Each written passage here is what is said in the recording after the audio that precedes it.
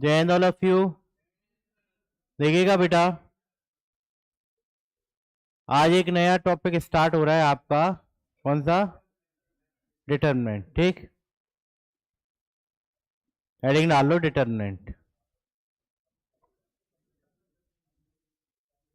चलो, पहले हम समझेंगे कि डिटर्मिनेंट की कंडीशन क्या होती है। ठीक है, पहले हम डिटर्मिनेंट की कंडीशन समझेंगे। ओके, क्या होती है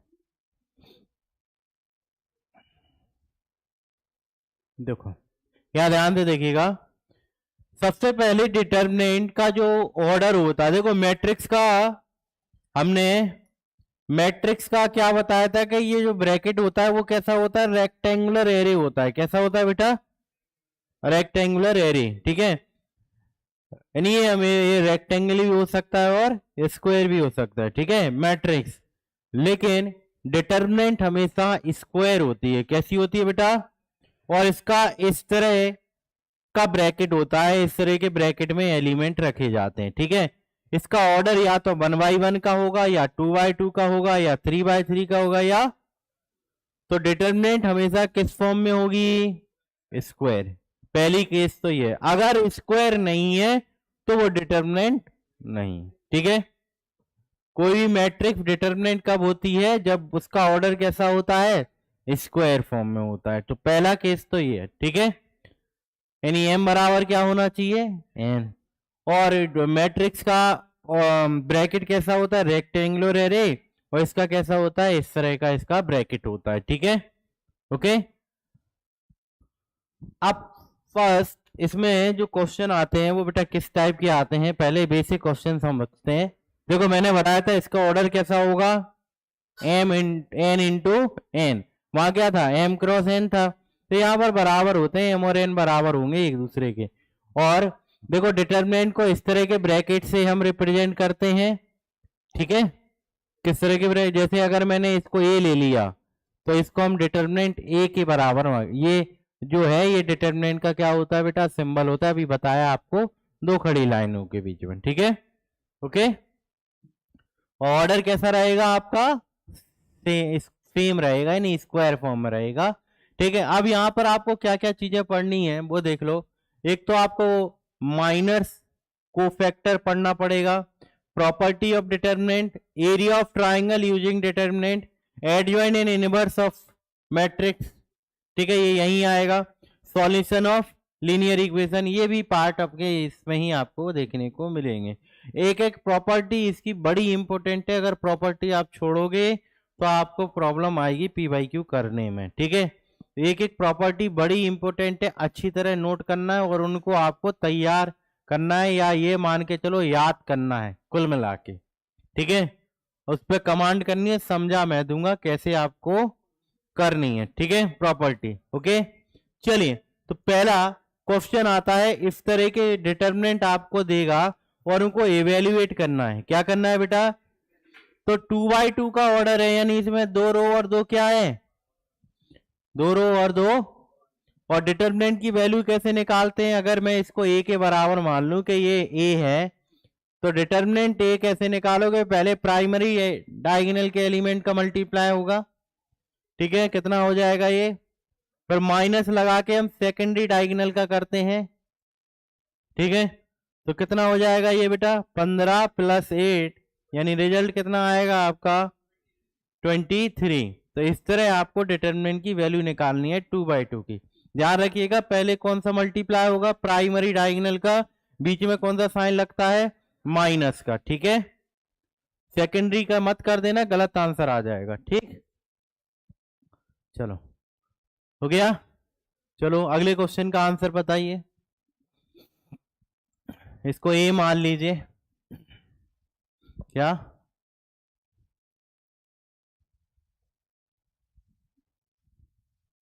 करिए इसको सॉल्व।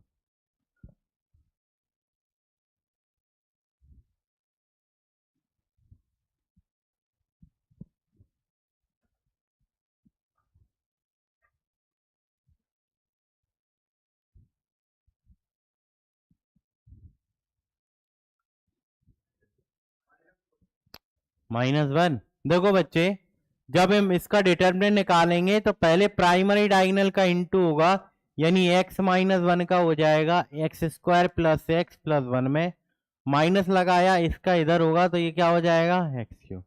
अगर आपको याद हो कहीं ना कहीं तो ये फॉर्मूला है काय का, ए क्यू माइनस, तो इसको हम क्या लिख सकते हैं एक्स का क्यू माइनस 1 का क्यूब, इससे ये आपका माइनस 1 का क्यूब क्या आएगा, तो इसकी वैल्यू कितनी आ गई आपकी माइनस की 1। ठीक,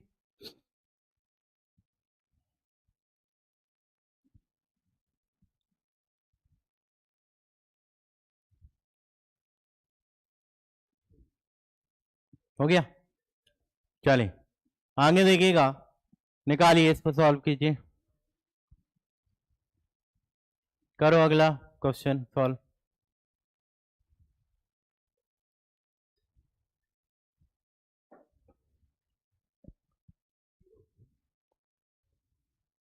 जीरो,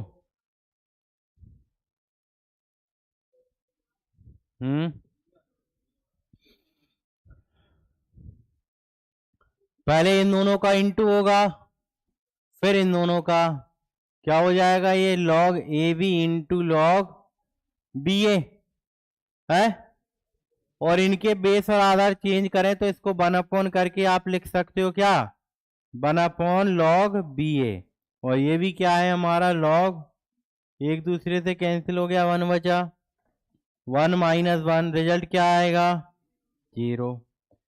अभी हम 2/2 के देख रहे हैं, क्या देख रहे हैं बेटा 2/2 के डिटरमिनेंट की वैल्यू कैसे निकाली जाती है। ठीक है, अब मैं आपको 3/3 के भी बताऊंगा। ठीक, हो गया। चलो अब देखिए, जैसे यहां पर है ये हमारा 3/3 का है, पहले मैं नॉर्मली आपको करके दिखा रहा हूं कि इसकी वैल्यू कैसे निकालना है। ठीक है ना, तो बेटा देखो ध्यान से समझना, इसको हम इससे भी रिप्रेजेंट करते हैं। ठीक है, डिटरमिनेंट, अब ध्यान से समझना बेटा कि 3/3 का जब भी डिटरमिनेंट निकालो तो या तो आप पहली रो के रिस्पेक्ट में निकाल लो, या पहली कॉलम, या दूसरी रो दूसरे column, third row third column, answer हमेशा सेम आएगा। आप किसी भी रो या किसी के कॉलम में के रिस्पेक्ट में निकालोगे, रिजल्ट पे कोई फर्क नहीं पड़ता है। डिटरमिनेंट कैसे निकाला जाता है 3/3 का, सपोज मैं फर्स्ट रो के रिस्पेक्ट में निकालता हूं यहां से, ठीक है, यहां से निकालूंगा। ठीक है, समझ में आया। अगर मैं पहले रो के रिस्पेक्ट में निकालता हूं इसकी वैल्यू, तो पहले क्या आया यहां पर 2। ठीक है, अब 2 के सामने कौन सी रो और कौन सा कॉलम है, ये रो है और ये क्या है, इनको छोड़ के बाकी के बच्चे इनका मल्टीप्लाई लिखना है। ठीक है, तो पहले प्राइमरी का -6 माइनस लगा देंगे, फिर सेकेंडरी का, समझ में आया है। फर्स्ट रो के रिस्पेक्ट में इसको एक्सपेंड करना है। ठीक है, तो पहली रो में पहले 2 था, अब कौन सा नंबर आया 3, कौन सा आया। ठीक है, तो 2 के बाद किसका नंबर आया बेटा 3 का। ठीक है, तो इस तरह चलता है, पहले प्लस फिर माइनस फिर प्लस फिर माइनस फिर प्लस फिर माइनस फिर प्लस माइनस प्लस, ऐसे चलता है ये। ठीक है, तो हम पहले रो के रिस्पेक्ट में निकाल रहे हैं, तो प्लस के बाद क्या आएगा, तो यहां कौन सा साइन लगा दोगे, कौन सा नंबर है अब 3। अब 3 के सामने कौन सी रो और कौन सा कॉलम आया, ये रो और ये, इनको छोड़ दो, बचे हुए का मल्टीप्लाई होगा। तो पहले प्राइमरी 1 इंटू -3 क्या होगा, बीच में माइनस साइन लगता है, -2 इंटू 3 -6 होगा, पहले से माइनस है तो क्या हो जाएगा प्लस। ठीक, 3 के बाद क्या आया बेटा, लेकिन आता कौन सा है प्लस साइन आता है, लेकिन काय का है ये माइनस, तो माइनस प्लस क्या हो जाएगा माइनस ही हो जाएगा। अब इसके रिस्पेक्ट में जब आप एक्सपेंड करोगे तो ये रो और ये कॉलम गया, बचे हुए इनका क्या होगा मल्टीप्लाई, तो पहले 1 और फिर माइनस माइनस प्लस का 4, इसको सॉल्व कर लो, यही आपका आंसर होगा, यानी 2 -9, यहां पर 3 प्लस का 3 -2 इंटू 5, कितना हो जाएगा बेटा ये -18, -9 माइनस का 10 माइनस का 37। ठीक है, समझ में आया। अभी हमने किससे इसको एक्सपेंड किया था, फर्स्ट रो के रिस्पेक्ट में। अब अगर मैं क्वेश्चन के अकॉर्डिंग चलता हूं, क्वेश्चन में क्या कह रहा है, by expanding its along the first and second row. First and second row, first row से तो हमने कर लिया, अब सेकंड रो से भी करके देखते हैं। ठीक है, फर्स्ट रो से तो हमने निकाल लिया, अब सेकंड रो से भी यही आंसर आना चाहिए आपका। तो सेकंड रो कहां है आपकी, ये वाली है। ठीक है, तो मैंने आपको ऑर्डर बताया था, क्या होता है, पहले प्लस फिर माइनस फिर प्लस, क्या आएगा, तो माइनस। इस वन के रिस्पेक्ट में जब आप वैल्यू करोगे तो इसके सामने कौन सी रो कौन सा कॉलम है, ये रो है, और ये बचे हुए का मल्टीप्लाई होगा, कितना हो जाएगा ये, और प्लस 2 होगा ना, 3 क्यों होगा। ठीक है, फिर माइनस के बाद क्या आएगा, प्लस, अगेन प्लस कर दिया। इफ 2 के रिस्पेक्ट में जब आप करोगे तो ये रो और ये कॉलम गया, बचे हुए का मल्टीप्लाई करो, -6 और माइनस का 4 हो जाएगा। ठीक है, प्लस हो गया, अब क्या आएगा, अगेन -3 के रिस्पेक्ट में करेंगे तो ये रो और ये कॉलम गया, बचे हुए का मल्टीप्लाई करो 2 और +6। कर लो बेटा इसको सॉल्व, या -7 या -10 और यहां प्लस का 8, तो ये कितना हो जाएगा, +7 और ये -20 माइनस का 24। ठीक है, कितना होगा बेटा ये 24 और ये 44 -7 37 बचेगा माइनस का, आया ना। तो वही मैं आपको बताना चाह रहा था, कोई भी डिटरमिनेंट की वैल्यू चाहे आप फर्स्ट रो से निकालो, चाहे सेकंड से, चाहे थर्ड, या फर्स्ट कॉलम सेकंड कॉलम, या रिजल्ट पे कोई फर्क नहीं पड़ता है। ठीक है, ये हो गया आपका क्वेश्चन सॉल्व। ठीक, हाँ, ये पहले इसके रिस्पेक्ट में किया। ठीक है, 2 के, तो 2 के सामने जो रो और जो कॉलम आएंगे उनको हाइड करो, पहले प्राइमरी डायगोनल का मल्टीप्लाई, फिर माइनस लगा के सेकेंडरी का, तो ये कितना हो गया -6 और ये, फिर प्लस के बाद क्या आता है, माइनस, माइनस आता है। ठीक है, ऐसे प्लस फिर ये माइनस फिर प्लस माइनस, ऐसे चलता है साइन। तो अब क्या आया, ये -3। इसके रिस्पेक्ट में निकालोगे तो इसके सामने जो रो और जो कॉलम आई वो चले जाएगी, बची हुई इनका मल्टीप्लाई, पहले प्राइमरी डायगोनल -3 और बीच में माइनस लगता है, ये पहले से -6 होगा तो माइनस माइनस।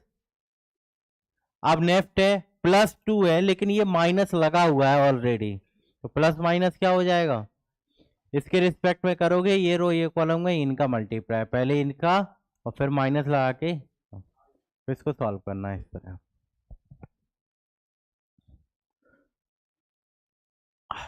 ठीक है, चलिए अब इसका शॉर्टकट मेथड देख लीजिए, जिसे बोलते हैं सारस लॉ, सारस मेथड। हो गया ये, चलो देखिए बेटा क्या करना होता है, ध्यान से समझिएगा। सारस मेथड में ये वैल्यू एज इट इज लिख दीजिए आप, जैसी लिखी हुई है।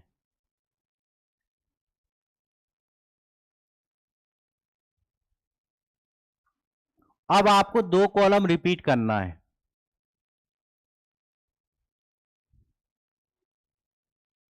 ठीक है, समझ में आया। अब क्या करना है, ध्यान से सुनिएगा, पहले आपको इस तरह लाइन खींच देनी है, पहले ये इस तरह, इनका मल्टीप्लाई करो प्राइमरी का, कितना होगा 2 2 और ये 10 हो जाएगा, या कितना होगा माइनस का 12। ठीक, ओके। अब इसके बाद आपको क्या करना है, सेकेंडरी डायगोनल उठाना है, करो इनका मल्टीप्लाई, बीच में माइनस साइन लग जाता है, कितना होगा पहले 3, फिर -4, देन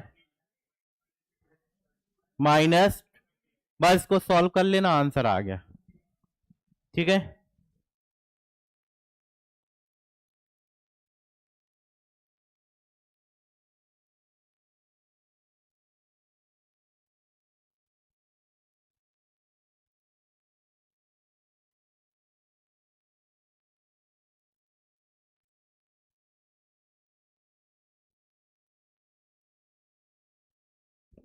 हाँ हो गया। कितना आ रहा है? ये हो जाएगा आपका -4 और ये +21, तो 17 आपका रिजल्ट हो जाएगा। ठीक है, इस मेथड को सारस मेथड बोलते हैं। जैसे आपको बेटर लगे आप वैसे कर लो, कोई दिक्कत नहीं। ठीक है,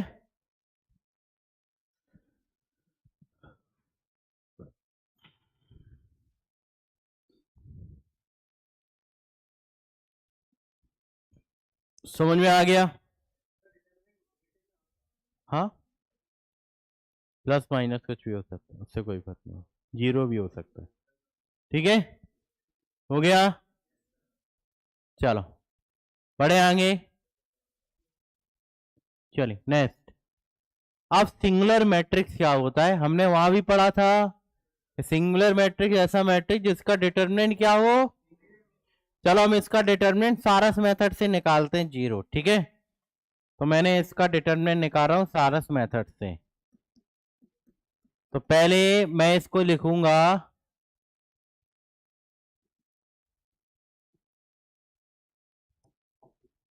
और 2 कॉलम रिपीट हो जाएंगी, आपको बताया था। ठीक है, पहले आपको क्या करना है, पहले प्राइमरी डायगोनल, ठीक है, मल्टीप्लाई करो, क्या आएगा -6 प्लस, फिर क्या आएगा माइनस का 2x। ठीक है, वेरी गुड, फिर क्या आएगा प्लस का 6। ठीक, अब इसके बाद हम सेकेंडरी डायगोनल उठाते हैं, बताइए क्या आएगा। है 6x +2 और प्लस का 6, और डिटरमिनेंट क्या होता है, यही तो पढ़ा है। ठीक है, निकाल लो इसको सॉल्व करके x, तो ये तो कट गया -2x, या कितना बचेगा -6x माइनस का 8 हो जाएगा। इसको यहां लाओ तो 8 इक्वल माइनस का 8x, तो बेटा x कितना आ गया -1। ठीक, ठीक है, अब आप डायरेक्ट निकाल के देखो यही आ रहा है कि नहीं, निकाल के चेक कर लो। है यही आ रहा है, जब आप डायरेक्ट निकालोगे तब भी आपका यही आंसर आएगा। ठीक है,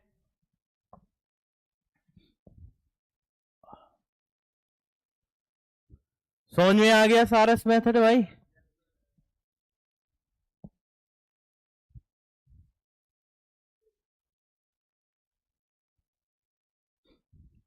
हो गया,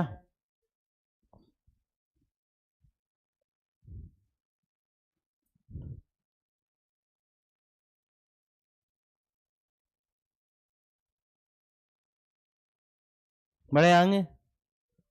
चलो आप देखिएगा माइनर्स क्या होते हैं, माइनर्स क्या होते हैं, ध्यान से सुनिएगा।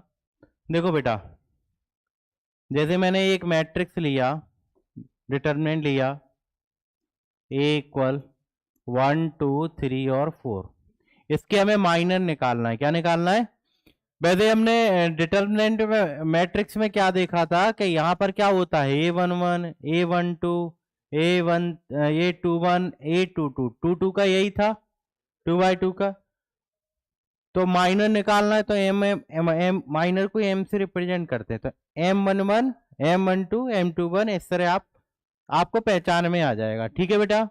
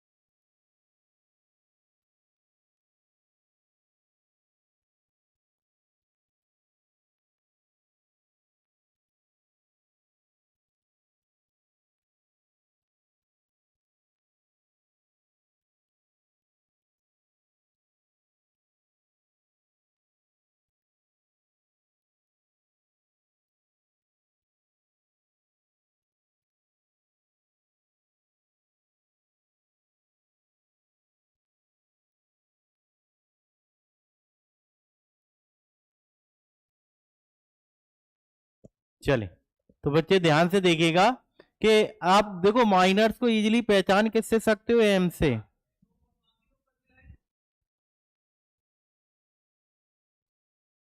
टेक डिटरमिनेंट रेड बुक जो है,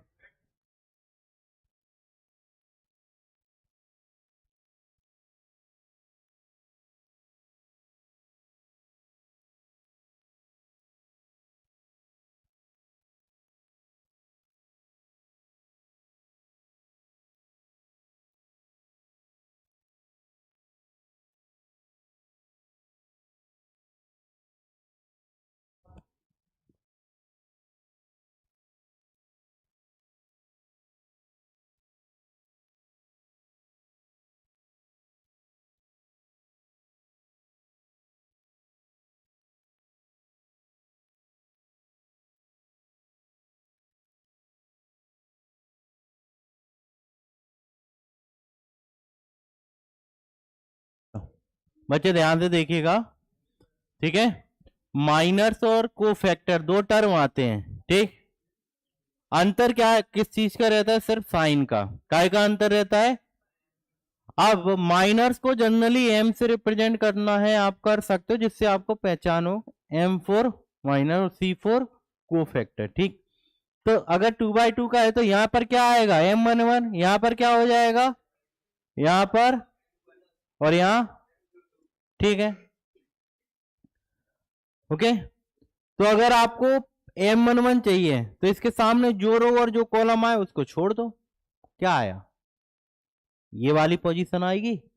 अगर आपको M11 चाहिए तो M11 अगर आपको निकालना है तो M11 पे कौन सा एलिमेंट लिया जाएगा, ये वाला, ये, यानी M11 क्या आएगा इसके अकॉर्डिंग बताओ, 4, ठीक।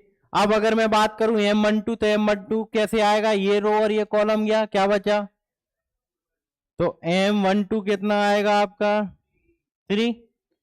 अब M21 कितना आएगा बताओ आप सोच के, ये रो और ये कॉलम गया, ये लिया जाएगा 2, ठीक है। M22 क्या आएगा बताओ, 1, यही आएगा, यही आएगा। माइनर समझ में आ गए, माइनर और कोफैक्टर सेम होते हैं, अंतर काय का होता है, साइन का। अब अगर आपको कोफैक्टर में बदलना है इन्हीं को तो कैसे निकालोगे, C11, इन दोनों का सम कितना होगा, ऑड होगा या इवन, इवन पे एज इट इज लिख देना, ये M12 कितना है, ऑड, ऑड पे इसका साइन बदल जाएगा, ठीक है। ये कितना है, साइन चेंज हो जाएगा, ये कितना है, एज इट इज लिख देना। समझ में आया क्या है, नोट करो।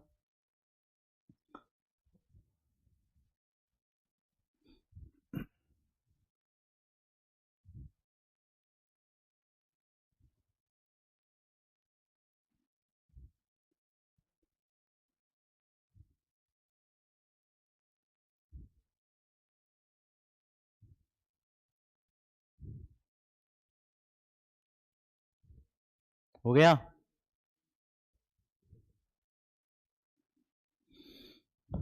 दूसरी चीज ध्यान से सुनिएगा बेटा, एक और आसान रास्ता बताता हूं, 2/2 में बड़ा आसान होता है कोफैक्टर निकालना, ठीक है। 2/2 में कैसे होता है, जैसे यही है, इसका हमें कोफैक्टर निकालना है इस डिटरमिनेंट का, तो कैसे करोगे आप, इन दोनों को चेंज कर दो, यहाँ 4 और इधर इनके साइन पलट दो, क्या हो जाएगा, ये आ गया कोफैक्टर, देखो यही आया। क्या है, C11 पे क्या है, C12 कितना है, 12, 12 यानी यहाँ ये रो और ये कॉलम गया, यही आएगा, ठीक है। ऐसे देखते हैं, ठीक, ये पोजीशन चेंज हो जाती है, इनका साइन पलट जाता है, ठीक है। ऐसे आपको निकालना है, समझ में आया। चलो अब मैं बताऊंगा आपको, देखो क्या है, ये क्लियर है, माइनर को फैक्टर कैसे निकालोगे, ये 2/2 का है, अभी 3/3 का हम किससे निकालते हैं, जैसे हमने वो किया था अभी 3/3 का डिटरमिनेंट निकालना सीखा था, वैसे ही करेंगे। जैसे यहाँ पर 3 है, 3/3 का है, को फैक्टर और माइनर दोनों चीज बताऊं क्या कि को फैक्टर अकेला, माइनर का यूज बहुत कम होता है रेयर केस में, ठीक है। को फैक्टर होगा वही माइनर्स होता है, बस साइन का अंतर रहता है, ये आपको ध्यान रखना है, ठीक है। अब जैसे मैं इसके को फैक्टर निकालता हूं, ये 3/3 का है, ध्यान से देखिएगा बेटा।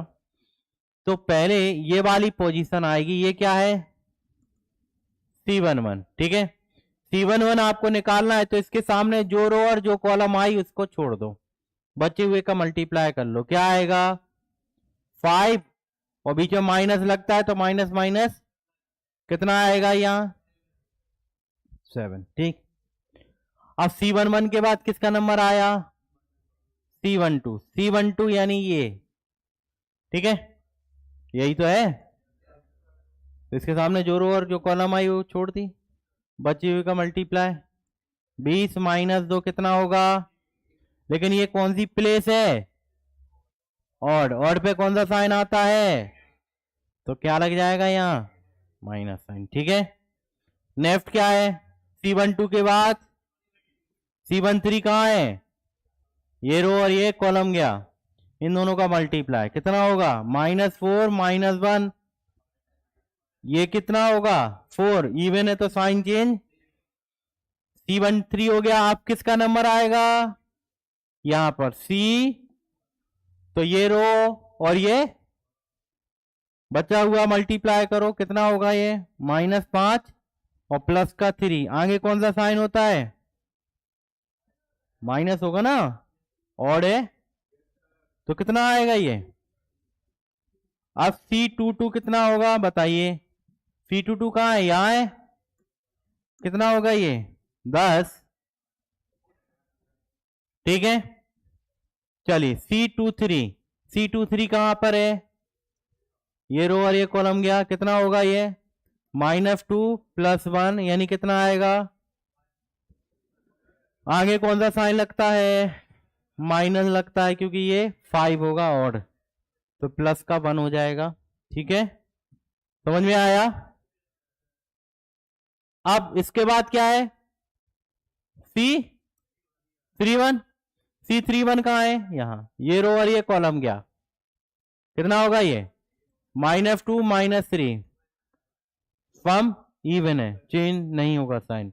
फिर C32 यानी कहां है, यहां, ये रो और ये कॉलम गया, कितना होगा ये 4 -12, कौन सा साइन आगे क्या हो जाएगा ये प्लस का 8, और C33 पर क्या आएगा कितना होगा 2 + 4 यानी, समझ में आ गया। अब आगे एक चीज और समझ लो, यहीं पर आपको एडजॉइंट निकालना है तो कैसे निकालोगे, अगर मैं इसी का एडजॉइंट पूछता तो पहले आपको कोफैक्टर निकालने हैं, फिर कोफैक्टर को जैसे आपने जिस ऑर्डर में निकाला है वैसे ही आपको करना है, पहले फर्स्ट कॉलम भरना है, फिर सेकंड कॉलम भरना है, फिर तो पहले कौन सा नंबर आया था 7, फिर क्या आया, फिर कितना आया, अब फर्स्ट कॉलम भर गया, अब सेकंड कॉलम भरो, कितना आएगा, फिर क्या आएगा, फिर क्या आएगा, अब थर्ड कॉलम भर दो, फिर क्या आएगा, फिर हो गया एडजॉइंट। और इनवर्स निकालना है, यहीं पे रोको, इनवर्स निकालना है तो इनवर्स कैसे निकालोगे, इसके लिए आपको ए डिटरमिनेंट निकालना पड़ता है, क्या निकालना पड़ेगा, डिटरमिनेंट कैसे निकालते हैं वो अभी मैंने आपको बताया था, पहले 2 के रिस्पेक्ट में करोगे तो ये रो और ये कॉलम गया, इनका मल्टीप्लाई 5 + 2, फिर माइनस लगता है लेकिन पहले से माइनस का 1 है तो ये गया और ये गया, कितना होगा 20 - 2, ठीक है। फिर 3 है, 3 के रिस्पेक्ट में करोगे तो क्या होगा -4 -1, यहां कितना आएगा और 7 14 हो जाएगा, ये 18 और यहां -15, तो क्या आएगा ये रिजल्ट 3 और 17 हो जाएगा, है हो जाएगा। अब ए इनवर्स का फॉर्मूला होता है बेटा adjoint A upon determinant of A, कितना आया तो 1/17 और यहां पर एडजॉइंट जो आया था उसको हम लिख देंगे एज इट इज। अगर ये इससे डिवाइड होता तो डिवाइड भी कर देते ईच एलिमेंट को 17 से। डिवाइड नहीं हो रहा है तो बाहर ही लिखोगे। क्या चीजें समझ में आई? इनवर्स और एडजॉइंट समझ में आया? किसका यूज हुआ? कोफैक्टर का। ठीक है, लेकिन एक बात ध्यान रखना, ये कब निकलता है? जब determinant A does not equal, क्योंकि अगर ये 0 हो गया और 0 से किसी को भी डिवाइड करोगे तो रिजल्ट क्या आएगा? Not defined. ठीक है, तो determinant A does not equal 0 होगा तभी ये इनवर्स निकलता है, ध्यान रखिएगा। ठीक है, तो इसमें काय की जरूरत होती है? पहले का निकाला जाता है डिटर्मिनेंट, फिर उसके बाद कोफैक्टर, फिर उसके बाद एडजॉइंट, और उसके बाद ए इनवर्स का फॉर्मूला लगता है। ए इनवर्स इक्वल होता है adjoint A upon determinant of A. हो गया, अब नोट कर लो आप। ठीक है,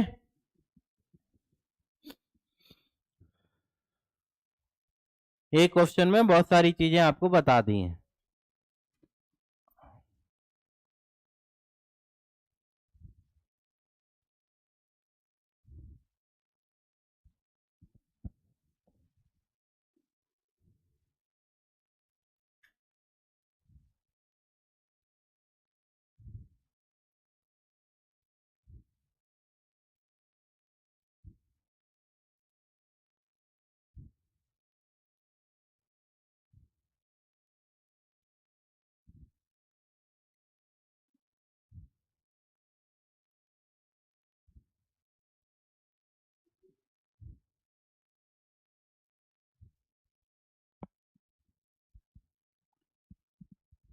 अभी मैं आपको और आसान तरीका सिखाऊंगा एडजॉइंट निकालने का, लेकिन उसको आपने सीख लिया तो आपका टाइम बचेगा काफी।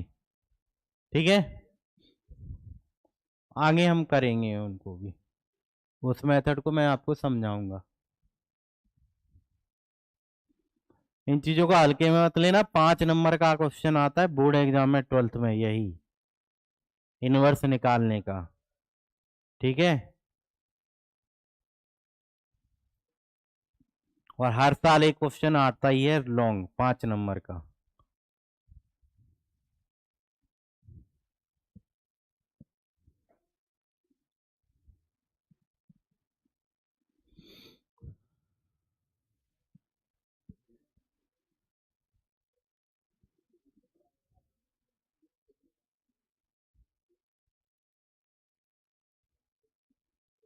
हो गया भाई, बड़े आगे। चलो बढ़ते हैं अगले क्वेश्चन पर। ये रहा, ए स्क्वायर माइनस 2a निकालना है, जो भी आंसर है, फिर उसका डिटर्मिनेंट पूछ रहा है। तो पहले आपको ब्रैकेट के अंदर जो है उसको सॉल्व करना है, पहले इसकी वैल्यू निकालनी है।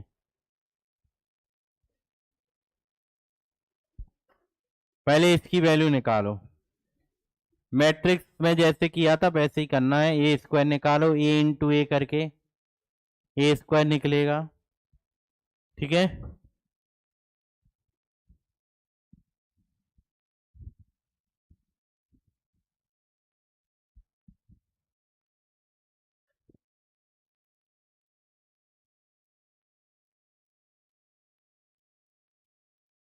चलो करो,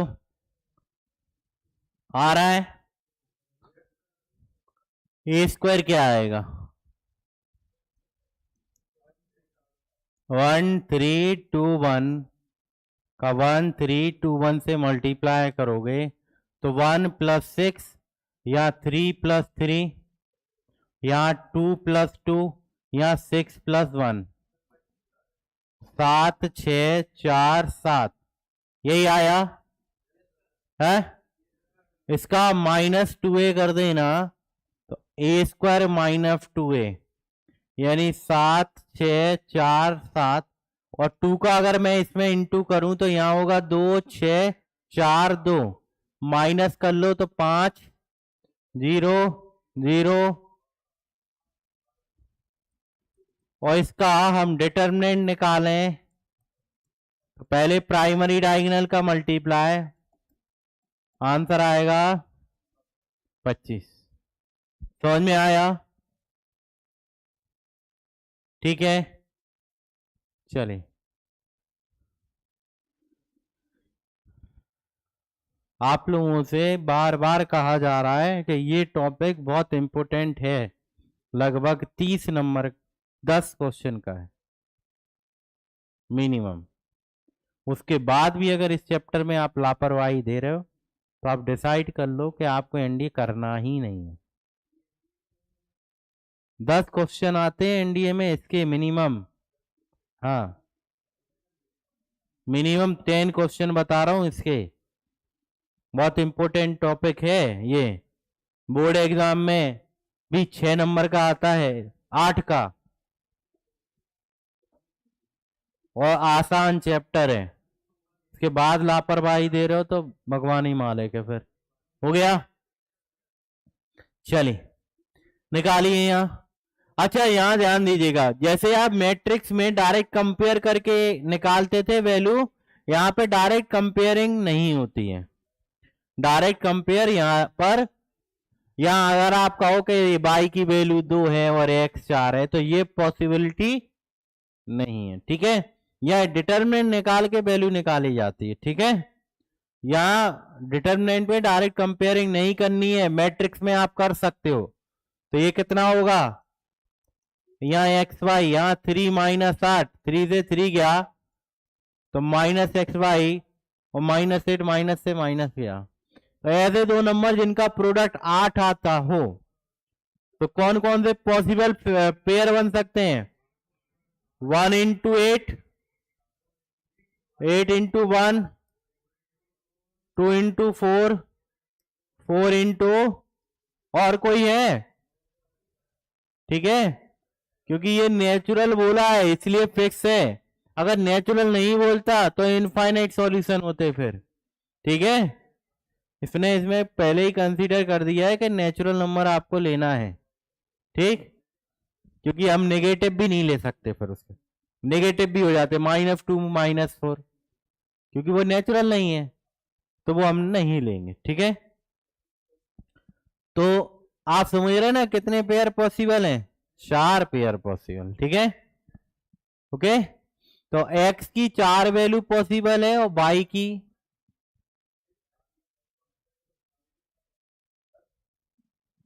ये हो जाएगा, हाँ क्या कह रहे, हाँ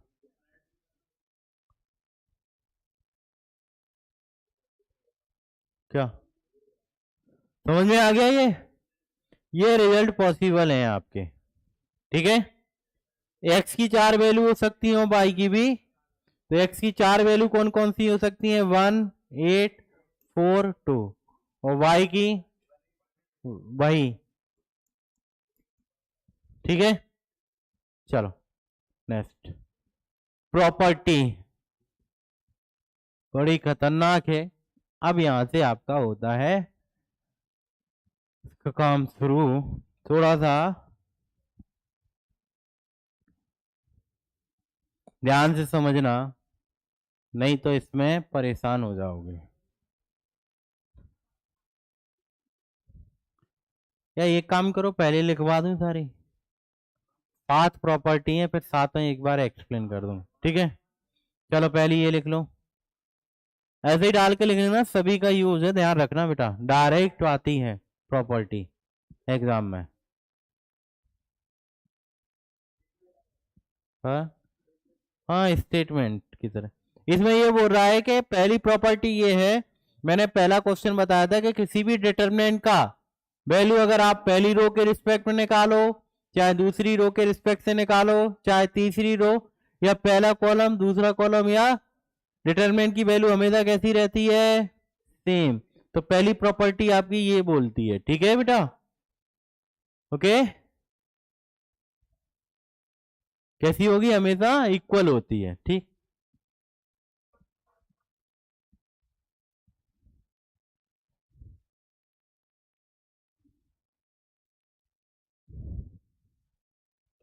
और बेटा डाउट पूछने आया करो भाई, नीचे बैठे रहते हो, इधर उधर बैठे रहते हो। देखो एनडीए वाला एक बच्चा नहीं दिखता, सिर्फ एक को छोड़ के ये यहीं बैठा हुआ रहता है और फम लगाता रहता है। आप लोगों का तो अतः ही पता नहीं रहता खासकर ड्रॉप पर बच्चे तो दिखते ही नहीं है, या तो ये ज्यादा ही होशियार है, इन्हें किसी तरह की मदद ही नहीं चाहिए, है ना। तो यहाँ बैठो ना यार, तुम लोग करते भी क्या हो घर पे जाके? कुछ नहीं, या तो मोबाइल चलाते होगे या थोड़ा बहुत देखते रहते होगे वीडियो वगैरह। सीरियस बताऊं, आपके पास ज्यादा समय नहीं है। 12th में आप इतना बिजी हो जाओगे खुद की, क्योंकि आपको बोर्ड पे भी ध्यान देना है, बोर्ड की क्लासों पे भी, तो वहां पर आपको हर टीचर आपको होमवर्क देगा, और यहाँ एनडीए को साथ में पैरेलल लेके आपको ना बहुत मेहनत करनी होती है। तो ये अभी 1 आध 2 महीने आपके पास अच्छा समय है, इनका यूज कर लो, नहीं तो फिर भगवान ही मालिक, जो होगा तो होगा ही। ठीक है, मैं देखता हूँ कोई साइंस केमिस्ट्री पढ़ रहा है, कोई फिजिक्स का होमवर्क कर रहा है। यार 11th में क्या होमवर्क कर रहे हो फिजिक्स केमिस्ट्री के, हद है।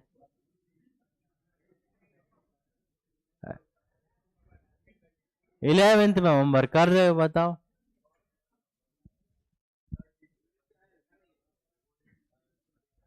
जबकि 11th में तो हम,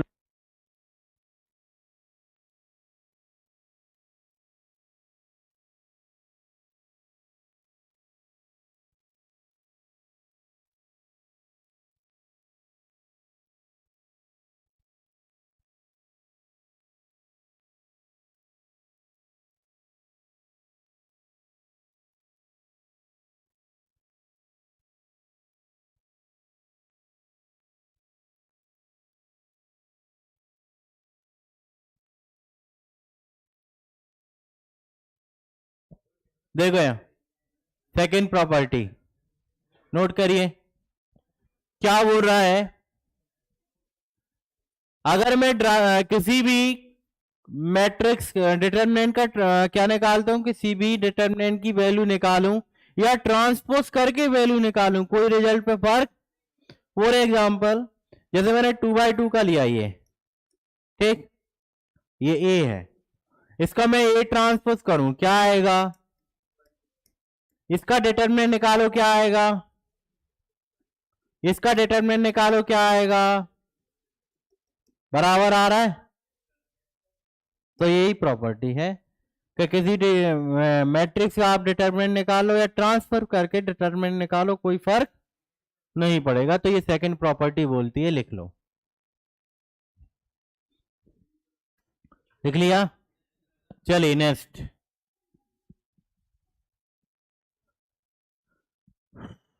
बेटा ये प्रॉपर्टी बहुत यूज होती है, बहुत क्वेश्चन आए हैं इसके, बहुत क्वेश्चन आए। इसके बाद जितनी प्रॉपर्टी है सब इंपोर्टेंट है।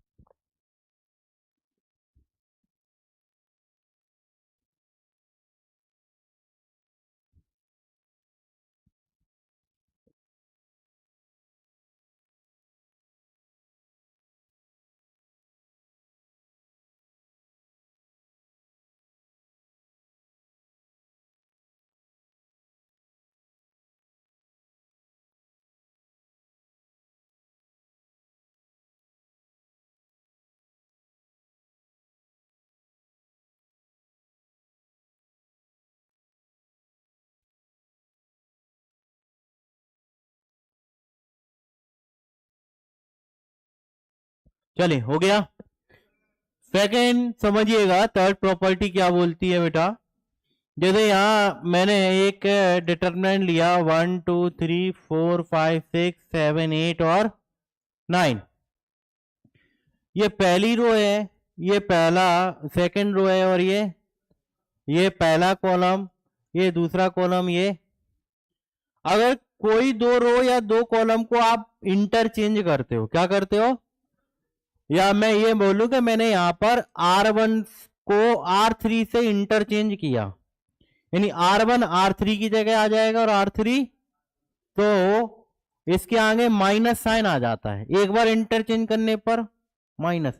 यानी ये ऊपर पहुंच जाएगी, तो यहाँ क्या आ जाएगा 369, और अपॉन में नीचे क्या आ जाएगा 14, और यहाँ ये सेकंड एज इट इज रहेगी। इंटरचेंज सिर्फ किसमें हुआ, R1, और ये इंटरचेंज का साइन होता है, ठीक है। तो जब आप एक बार इंटरचेंज करते हो तो कौन सा साइन आता है, और अगर दूसरी बार करोगे फिर माइनस, तो प्लस हो जाएगा माइनस। तो जितनी बार इंटरचेंज करोगे प्लस माइनस चलता रहता है, ठीक है। तो यहाँ यही चीज लिखा है कि किन्हीं दो रो या किन्हीं दो कॉलम को आप इंटरचेंज करते हो तो माइनस साइन आ जाता है, ठीक है। ओके,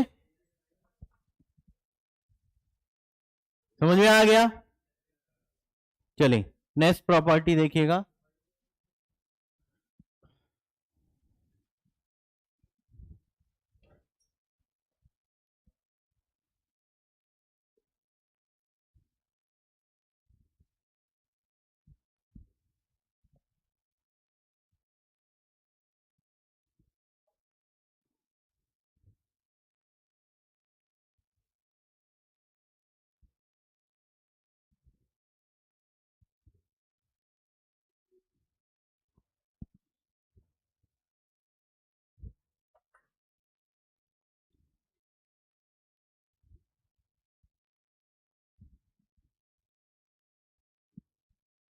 हाँ जी, हो गया नोट भाई।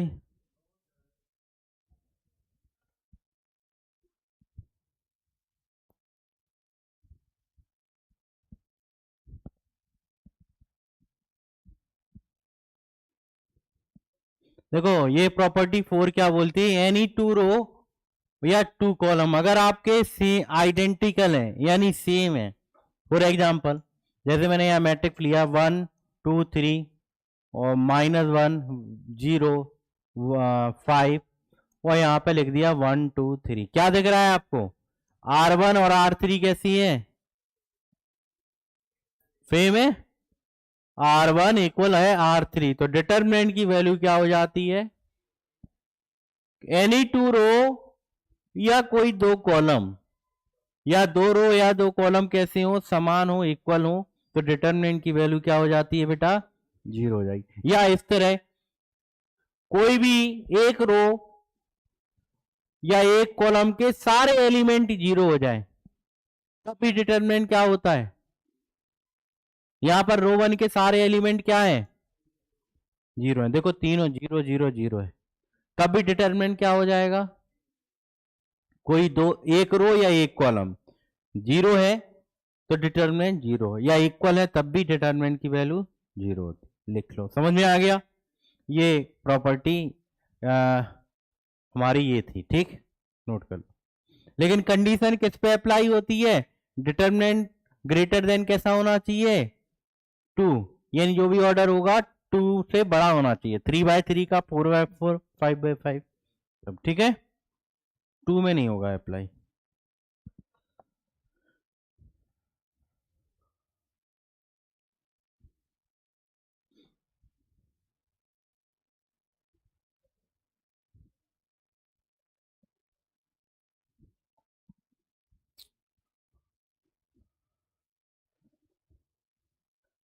अभी आपको अगेन 10 से लेके 50 तक जो भी आपको क्वेश्चन नहीं बने हैं वो फिर से दे रहा हूं, वही आपको करने, और जो डाउट में आ रहे हैं 1 से लेकर 50 तक, आज मैं आ जाऊंगा 2:30 बजे, तो मेरी क्लास होगी 3:30 तक एमपी बोर्ड की, उसके बाद मैं फ्री हूं, तो पूछ के जाना होमवर्क, ठीक है। जो भी फंसे क्वेश्चन, ये नहीं कि कल का हो गए मुझे ये क्वेश्चन नहीं आया, ऐसा नहीं होना चाहिए, ठीक है। चलिए हो गया ये। नेक्स्ट प्रॉपर्टी नोट करो।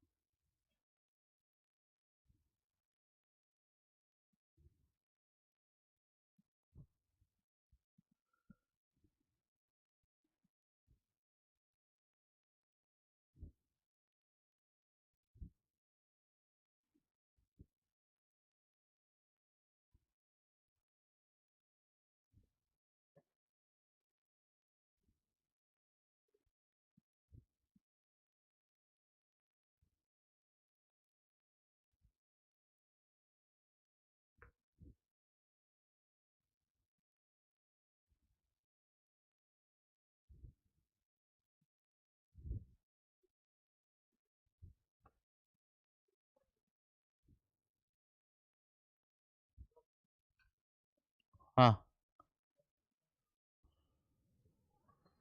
चलिए ध्यान से समझिएगा, ध्यान से समझिएगा बेटा। इस प्रॉपर्टी में क्या है, देखो जब हमने मैट्रिक्स में सीखा था कि बाहर अगर कोई भी नंबर स्केलर वैल्यू का मल्टीप्लाई होता है तो ईच एलिमेंट से होता है, यही पढ़ा था हमने मैट्रिक्स में 2, 18, 4 और 6। लेकिन डिटरमिनेंट में ऐसा नहीं होता है। डिटरमिनेंट में आप पर्टिकुलर रो या पर्टिकुलर कॉलम में भी मल्टीप्लाई कर सकते हो। फॉर एग्जाम्पल जैसे मैंने यहाँ पर एक डिटरमिनेंट लिया 1, 2, 3, 4, 5, 6, 7, 8 और 9, ठीक है। मुझे C3 में मल्टीप्लाई करना है या C2 में या R1 या R2, किसी एक पर्टिकुलर रो या पर्टिकुलर कॉलम में, तो मैं यहाँ पे लिखूंगा कि C3 change C3 multiply by 3। C3 में हम क्या इंटरचेंज कर रहे हैं कि C3 में किसका मल्टीप्लाई कर रहे हैं, C3 क्या है, कॉलम थर्ड है, क्या है कॉलम, तो सिर्फ कॉलम थर्ड में ही 3 का मल्टीप्लाई होगा, ठीक है। और बाहर अगर 3 का मल्टीप्लाई कर रहे हो तो बाहर 3 का क्या करना पड़ेगा, डिवाइड। तो यहाँ 1, 4, 7, 2, 5, 8, अब 3 का मल्टीप्लाई कर दो, ये C3 था, यहाँ क्या हो जाएगा 9, यहाँ 18, यहाँ कितना हो जाएगा, क्या समझ में आया। यहाँ पर पर्टिकुलर रो या पर्टिकुलर कॉलम में आप किसी भी नंबर का स्केलर वैल्यू का मल्टीप्लाई कर सकते हैं, लेकिन ये मैट्रिक्स में नहीं पॉसिबल है, ठीक है। तो जिस भी नंबर का मल्टीप्लाई करो बाहर उससे क्या करना होता है, हमें डिवाइड। नोट कर लो।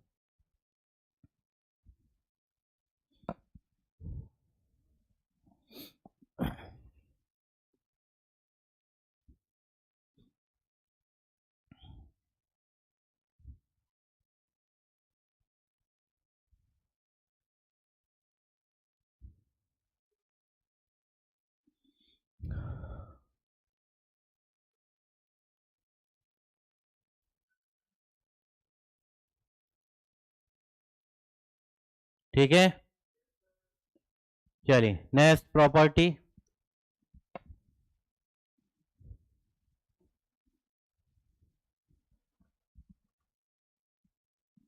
एक और है, बस खत्म, 7 प्रॉपर्टी।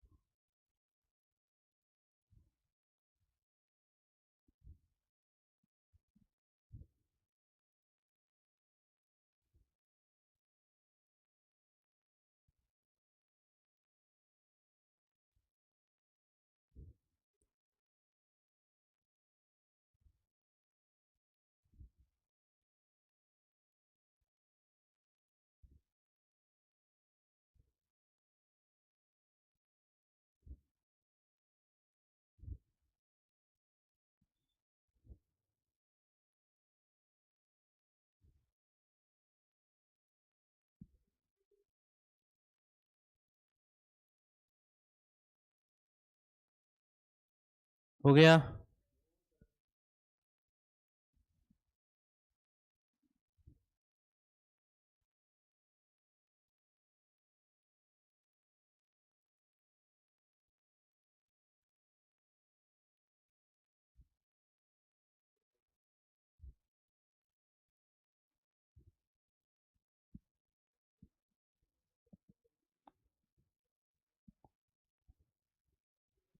हो गया। चलिए बच्चे ध्यान से देखिएगा, इस प्रॉपर्टी को समझिएगा। जैसे मैंने एक डिटरमिनेंट लिया,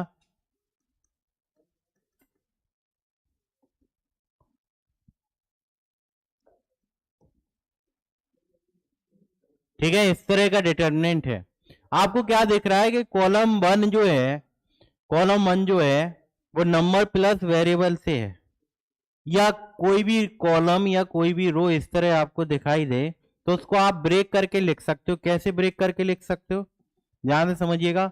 पहले आएगा ये 2, 3, 4, फिर 5, 6, 7, 8, 9, 10, इसके बाद प्लस लगा के XYZ और 5, 6, 7, 8, 9 और 10। इस तरह आप ब्रेक करके लिख सकते हो कोई भी दो रो या एनी रो और कॉलम। अगर इस तरह एक्सप्रेशन में सम ऑफ टू दिया हुआ है कोई, ठीक है, तो उनको आप ब्रेक करके तोड़ कर लिख सकते हो। ठीक, नोट कर लो।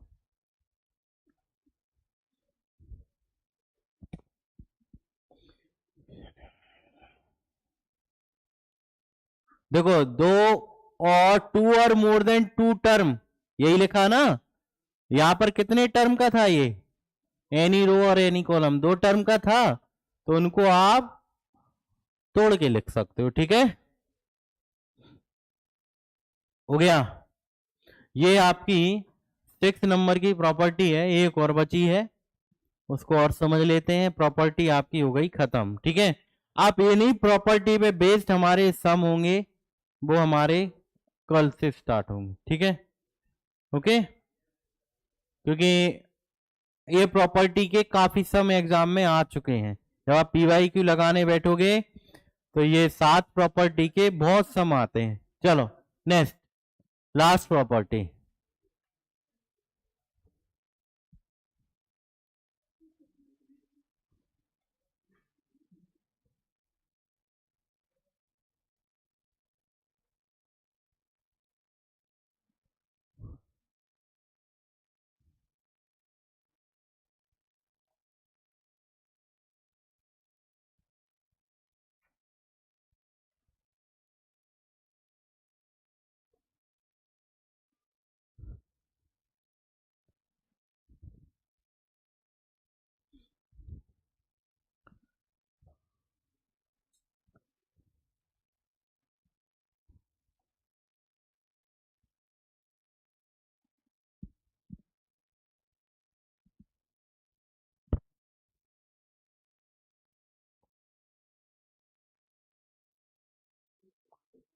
हो गया।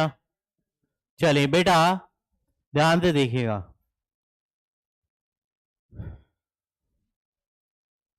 देखो, जैसे मैंने यहां पर 2 ले लिया, एक मैट्रिक्स डिटर्मिनेंट मैंने यहां पर लिख ली। ठीक है, अब मैं इसका डिटर्मिनेंट निकाल के 2 का मल्टीप्लाई कर दूं, या इस 2 का सभी में मल्टीप्लाई करके डिटर्मिनेंट निकालूं, रिजल्ट पे कोई फर्क, दोनों की वैल्यू कैसी आएगी। यानी अगर मैं इसका 2 का अंदर सभी में मल्टीप्लाई कर दूं तो ये इस तरह का होगा है। ठीक है, तो ये निकाल लो, चाहे ये निकाल के 2 का इंटू कर लो, सेम रिजल्ट आता है। ठीक है, यहां पर आपकी प्रॉपर्टी होती है।